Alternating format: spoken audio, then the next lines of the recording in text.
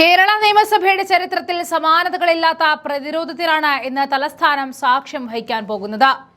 സ്പീക്കറാകട്ടെ, മുഖ്യമന്ത്രിയാകട്ടെ, മന്ത്രിമാരാകട്ടെ, സഭയ്ക്കുള്ളിൽ ആർക്കും കാര്യങ്ങൾ അത്ര സുഖകരമാകില്ല എന്ന ശക്തമായ മുന്നറിയിപ്പാണ് പ്രതിപക്ഷം നൽകുന്നത്. അഴിമതിക്കും ഭരണവീഴ്ചയ്ക്കുമെതിരെ ആഞ്ഞടിക്കുവാൻ തീരുമാനിച്ച UDF ക്യാമ്പ് ഇന്ന് രാവിലെ മുതൽ തന്നെ വലിയ ആവേശത്തിലായിരുന്നു. സഭ തുടങ്ങുന്നതിന് മുൻപ് കൃത്യം 8:30 ചേർന്ന അടിയന്തര പാർലമെന്ററി യോഗമാണ് ഇന്നത്തെ സമരതന്ത്രങ്ങൾക്ക് രൂപം നൽകിയത്. പ്രതിപക്ഷ നേതാവ് VD സതീശന്റെ അധ്യക്ഷതയിൽ ചേർന്ന ഈ യോഗത്തിൽ സർക്കാരിനെ എങ്ങനെയാണ് പ്രതിരോധത്തിലാക്കുക എന്നതിനെക്കുറിച്ച് വ്യക്തമായ ബ്ലൂ പ്രിന്റും തയ്യാറാക്കി കഴിഞ്ഞു. സഭയുടെ പ്രധാന കവാടത്തിന് മുന്നിൽ പ്രതിഷേധത്തിന്റെ കനൽ ഇപ്പോഴും എരിയുകയാണ്. യുവ നേതാക്കളായ നജീബ് കാന്തപുരവും CR മഹേഷും നിയമസഭാ കവാടത്തിന് മുന്നിൽ നടത്തുന്ന അനിശ്ചിതകാല സത്യാഗ്രഹ സമരം ഇന്നും തുടരുന്നു. രാത്രി പകലെന്ന ഭേദമന്യേ പടിവാതിക്കൽ ഉറപ്പിച്ചിരിക്കുന്ന ഈ MLA-മാരുടെ പോരാട്ടം പ്രതിപക്ഷ നിരയ്ക്ക് വലിയ ഊർജ്ജമാണ് നൽകുന്നത്. സർക്കാർ ആശുപത്രികളിലെ ചികിത്സാ പിഴവുകൾ മുതൽ സംസ്ഥാനത്തെ വിവിധ ജനകീയ പ്രശ്നങ്ങൾ വരെ ഇവർ ഈ സമരവേദിയിൽ ഉയർത്തുന്നുണ്ട്. വെറുമൊരു ബഹിഷ്കരണത്തിലോ മുദ്രാവാക്യം വിളിയിലോ ഒതുങ്ങുന്നതല്ല ഇത്തവണത്തെ പ്രതിപക്ഷ നീക്കങ്ങൾ.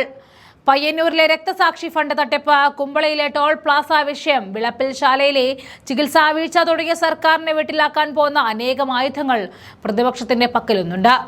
പ്രത്യേകിച്ചും രണ്ടാം പിണറായി സർക്കാരിന്റെ അവസാന ബജറ്റിന് തൊട്ടു മുൻപുള്ള സമ്മേളനം എന്ന നിലയിൽ ജനമധ്യത്തിൽ സർക്കാരിന്റെ മുഖംമൂടി അഴിച്ചുമാറ്റാനാണ് VD സതീശനും സംഘവും ലക്ഷ്യമിടുന്നത്.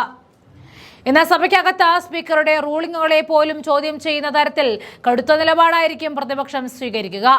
ചോദ്യോത്തരവേളയിൽ സർക്കാരിനെ വെള്ളം കുടിപ്പിക്കാനുള്ള കൃത്യമായ ചോദ്യങ്ങൾ ഓരോന്നും MLA-മാരും തയ്യാറാക്കി കഴിഞ്ഞിരിക്കുന്നു.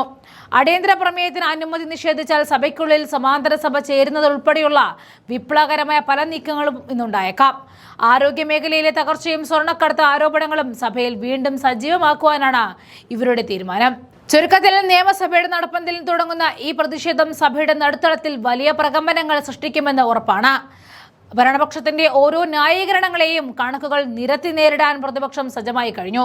വരും മണിക്കൂറുകളിൽ കേരള നിയമസഭ സാക്ഷ്യം വഹിക്കാൻ പോകുന്നത് ഭരണ പ്രതിപക്ഷ പോരാട്ടത്തിന്റെ ഏറ്റവും മൂർച്ചയുള്ള നിമിഷങ്ങൾക്കായിരിക്കും.